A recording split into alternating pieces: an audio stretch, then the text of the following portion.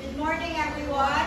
Good morning, teachers. I am Laura Mistenzo. And I am Zaira Minina. We are the reporters for the episode 12, which is the selecting non-digital or conventional resources and instructional materials. And our report is start by Zaira.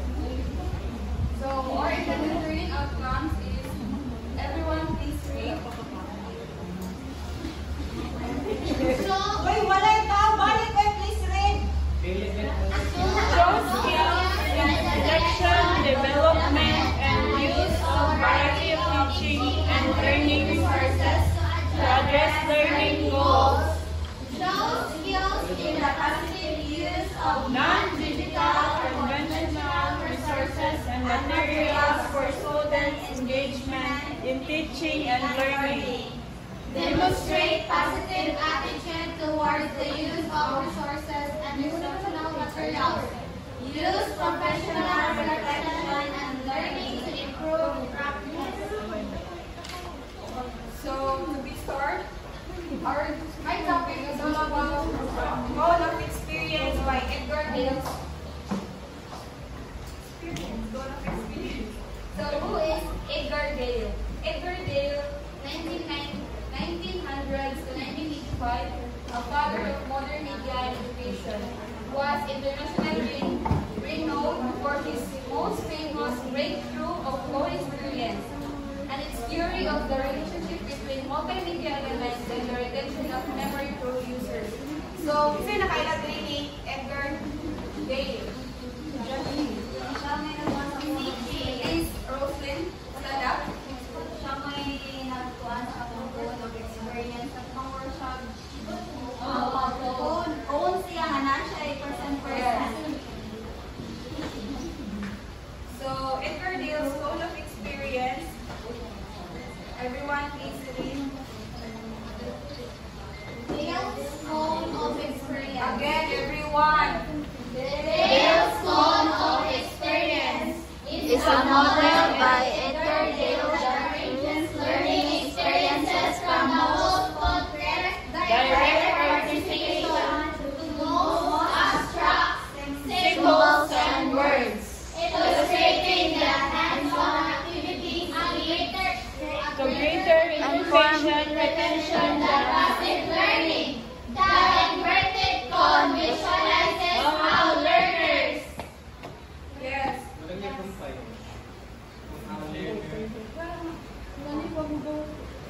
So, the cone is structured in a way that shows a continuum of learning with activities becoming more abstract as you move up the cone.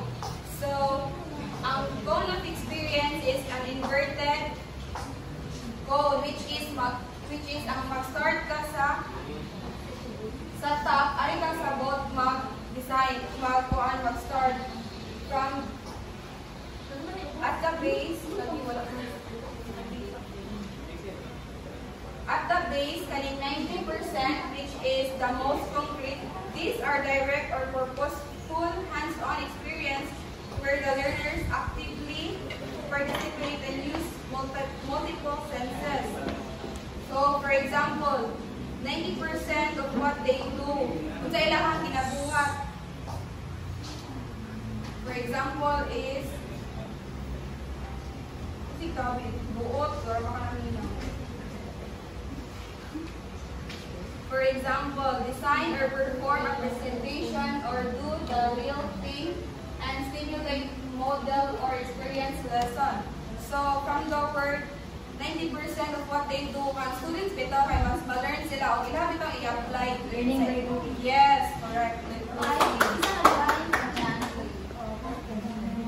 Next is 70% of what they say or write. Why man nga 70% Mr. Buot? Dapat Mr. Buot, ganong 70% of the students experience like kuan man what mag-refer man sila o what they say or write. Call a friend.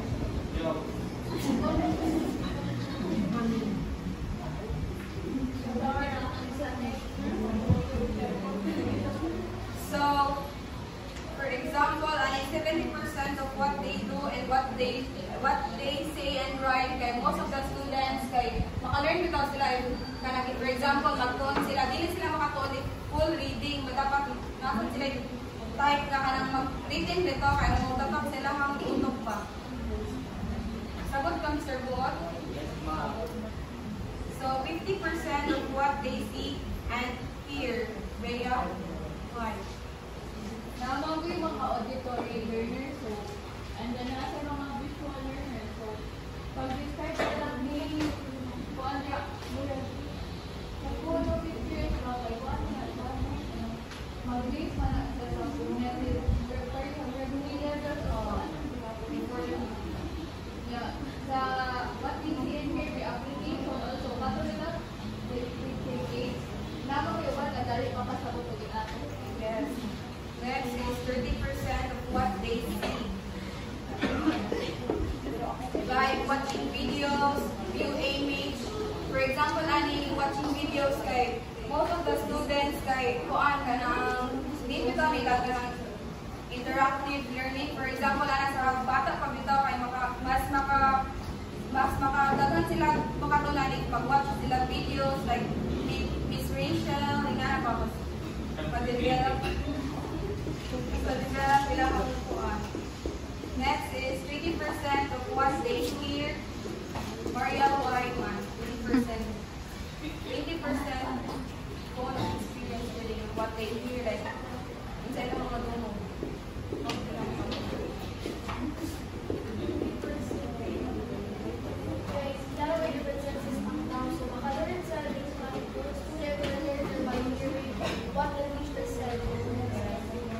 And lastly is 10% of what they read. Okay, Mr. Buot, imuha ng time to explain this 10% among all of the rating.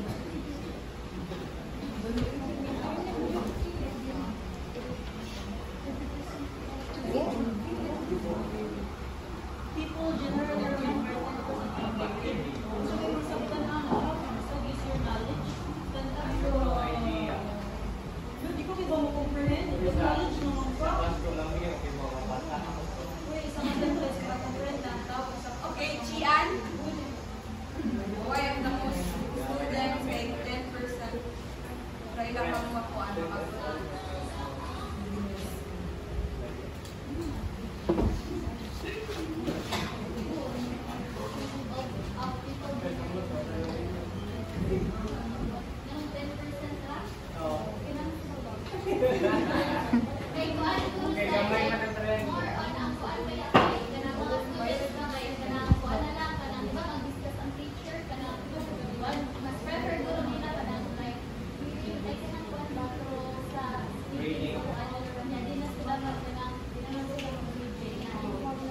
Yes, for example, now Mr. Buot, kay wabito siya 10% right now.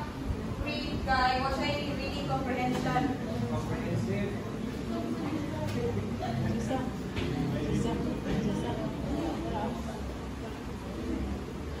So, mora to ang ako ang Dale's zone of experience. So, example, ako yung questions din yung 4 ka questions. Magtawag ko ha. Tayo siya. Stand up best.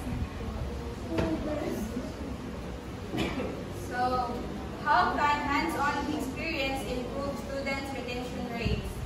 Sorry again. How can hands-on experience improve students' retention rate?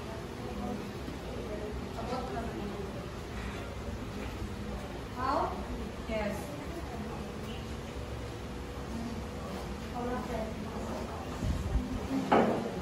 Isa may call a friend. Si Ross. Ate Roslyn. How can hands-on experience improve students' retention rates? Nga naman ang kuan? Hands-on retention. Hands-on experience. Buhay ka na ang kuan ba? Usa sa maka-improve dito sa students na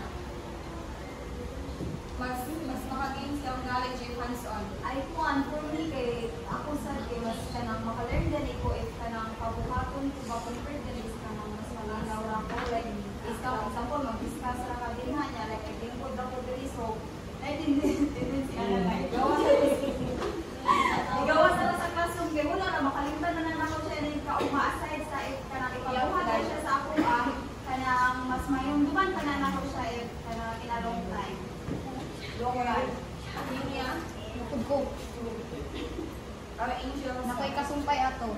5, okay? Kuan, just like what we got of John Dewey, kato learning by doing, right? So, we, kaya ng hands-on siya kay mas ma-learn na tato, experience na to, like, mas ma-mold up or mas ma-build pa nga to ang putong once ang ato ang lesson kaya ang mag-perform. Yes. Okay, question number 2, Ninia.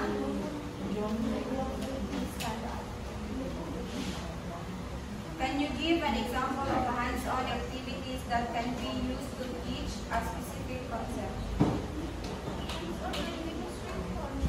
Ma-apply for example, katong demonstration na to sa una nga, ang atong luto-luto. So, ang atong luto-luto nga matong, para sa una, ako lang, matong record na ko nga, katong sa demo na ko sa una nga, kung saan pag-marinate ang manok. So, katong apply ko lang ko in real life situation, how to pag-marinate sa manok kung ma-apply, ma-add na ko sa balay. Yes.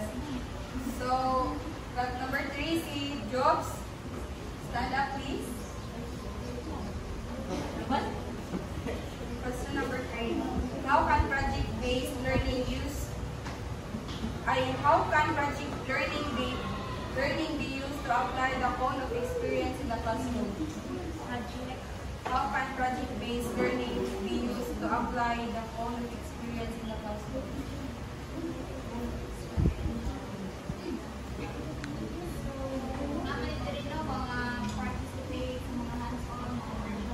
Kung mag-project-based ka, ang student na mag-engage din sila sa learning, so makabuhat din sila bang isang ma-experience din sa learning. So, on that way, mas makagain sila of knowledge.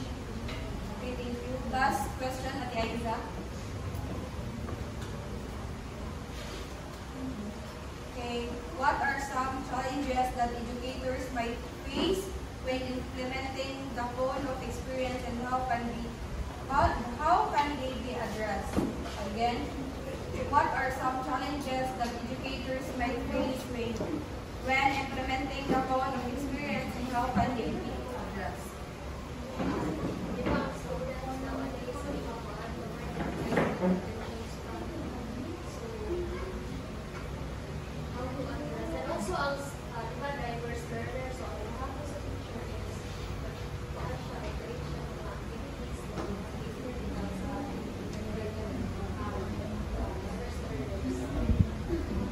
Okay, thank you.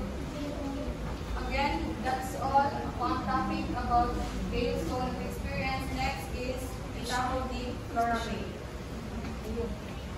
Okay, so our next topic is about selecting resources and instructional materials.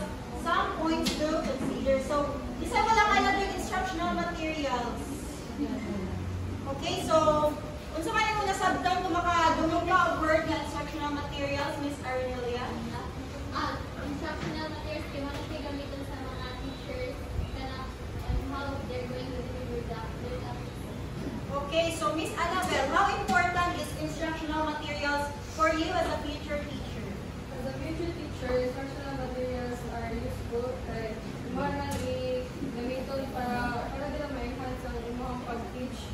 Kaya magamit ka ng instructional material para mas ma-engage sila. Okay, mas very good. attention. Magkatch ang attention and mas ma-engage ang students. So, karon ako i-discuss ang some points to consider. Dili lang kay maghimo tag IMs nga kanang wala ra naghimo ra ko ani kay feel na ako ingana. So dapat na kay points i-consider para imuhang kanang mga future students kay ganahan maminaw sa imuha. So first is has accurate and meaningful content. Yes, of course. Atong IMs is diba sa una pag high school nato katurang Manila paper, isuwat na to na nasa libro. So kana sakto ba na siya Mr. Boot?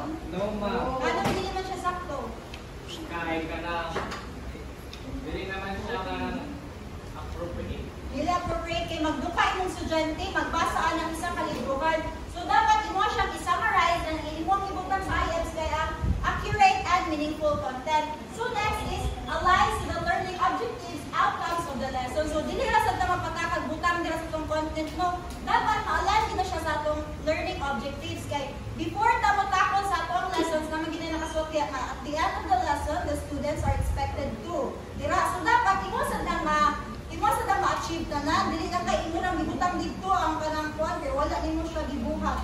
So next is elicit students' interest and engagement. So dapat kanang maka-catch attention sa students and ma-engage sila kay di kanang lang simo IMs nga ay kabatik sa daan ay duka kay matog na lang mo diri. So kay imong IMs kay maka-catch ng attention like colorful kanang maka-relate ba sila sa mga IMs sa mga design. So kana ang way kay ganahan sila mo participate. Next is inclusive and free from cultural bias also. Dapat atagyan mo ni-consider ang ato ang mga cultures at mga students. Dili lang kay para sa imong kaugalingon. Dapat i-appeal nimo ang kanang point of view gani sa imong students kung di ba sila malain ani, dili ba sila kanang masakita, dili guman magtanaw sa imong IMs.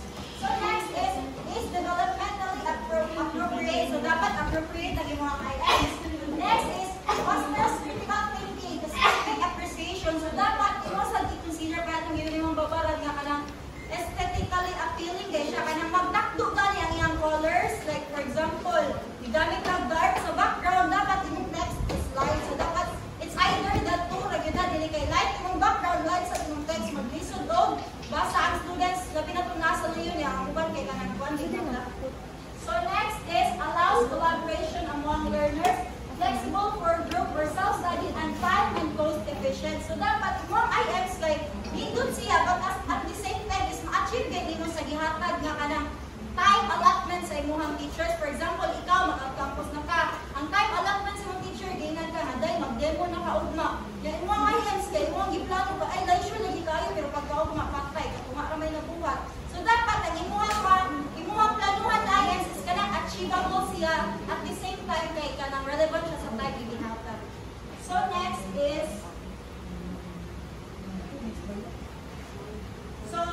the proper use of items. So, unsa man gid ka ang proper use items, dili kay butang ra dira nga pagnakaan ra nimo siya gamit. So, unsa man gid gamit ana?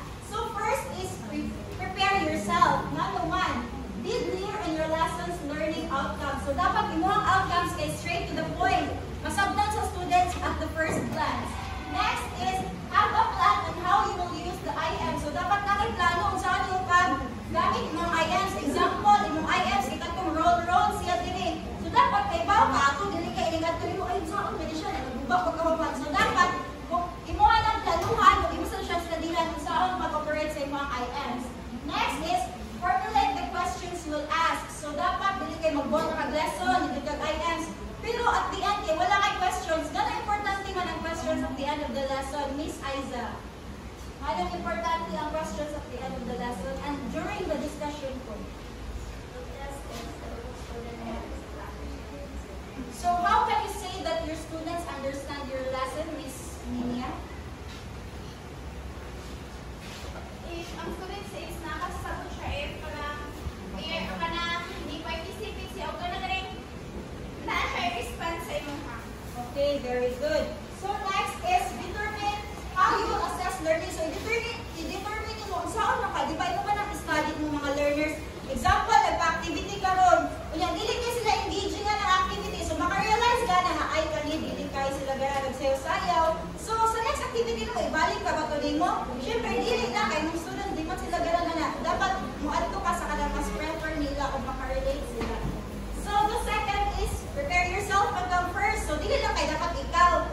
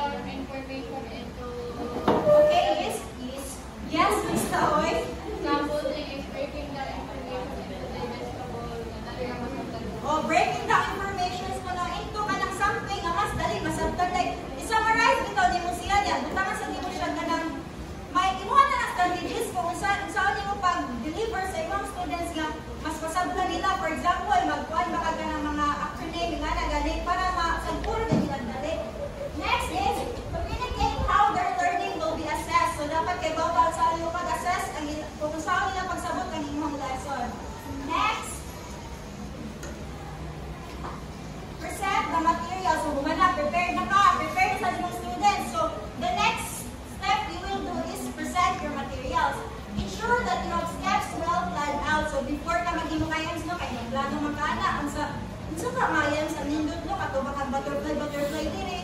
And then, sunod, ay mo lang din isuot ang mga materials. And then, mag-costing ka, ay, kayo ba akong budget, no? So, ensure that everyone has good visual and or auditory access to the IELTS. So, di ba? Kung sa may mong buhaton mo, ang ibang students is kanang pili ka klaro. Miss Muhana, I for you kay Marlene Makana. Kung sa may mong buhaton as a teacher, kung ibang students nasa mo yun, yung feeling mo, di siya maklaro. Mas mayo, di mo na lang i-vocal pag storya, dali na lang mo sila kumasamin ba? O, storya. What if ang kaling estudyante kay namin nilidjud ka sa bot, talagang storya lang, gabi niya mabasa. So, the best way to do is Ipabalin sa tubangan. ipabalin siya sa tubangan. So, be ready to answer the student's question. Of course, hindi na na yung maestra, masigit ka mukha na, no? Kay Juan, para i-test. Usahay kay ang ilang students, kay nabi ma-delete mo sabtan sa inyo, kaya kung kaya scaffolding. So, mga tanong din na sila kay, ma'am, saan mo na scaffolding, ma'am? Kay para nila maglibog ka din sila, then kung continue kasi mong lesson, kay dili na sila kasabot, kay kapag word, wala nila na sabtan. So, after presenting your materials, follow up. Encourage students to interact in sharing their experience with the IM, their feedback, and insights. So, mga tanong kasi students ko, okay ra ba kay mong IMs, nakaklaro ra ba sila, nakasabot ba sila sa inyo, ha? So, assess the attainment of the learning outcome. So, at the end of your lesson, imuha naman na ma-assess sa inyo kagalingon nga, ay, nalit ba ka ko ang learning outcomes, no? Makita asad na sa inyo estudyante ko, nasabtan na sa data, o sakto po kayo mo ang learning outcomes. So, any questions from our discussions? Kasabot ra ang tanan? Yes. Sure? Yes. Okay, so that's all for the episode 12. Thank you so much, everyone.